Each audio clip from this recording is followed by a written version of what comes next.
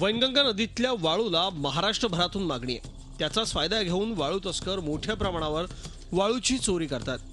या वाळू माफियांवर शासनाचं कुठलंही नियंत्रण नसल्यानं रात्री बेरात्री होणारी वाळू तस्करी आता दिवसा ढवळाई होते।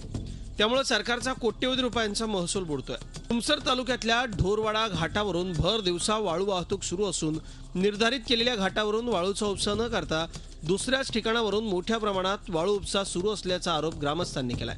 तुमसर उपविभागीय कार्यालयाचा म्हणजे पूर्ण कोलॅप्स झालेला आहे, ध्वस्त झालेला आहे प्रशासन।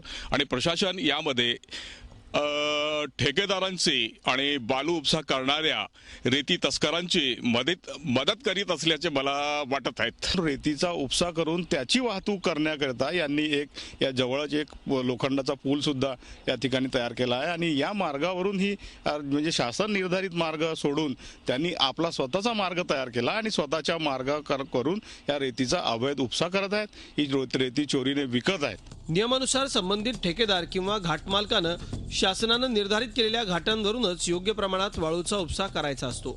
मात्र या ठिकाणी वाळू ठेकेदार नियमांचं सर्रासपणे उल्लंघन करताना दिसतायत। या संदर्भात संबंधित कुठल्याही अधिकाऱ्यानं भाष्य करायला नकार दिला असून ठेकेदारावर कारवाई होईल की नाही या बाबतीतही शंका व्यक्त केली जाते।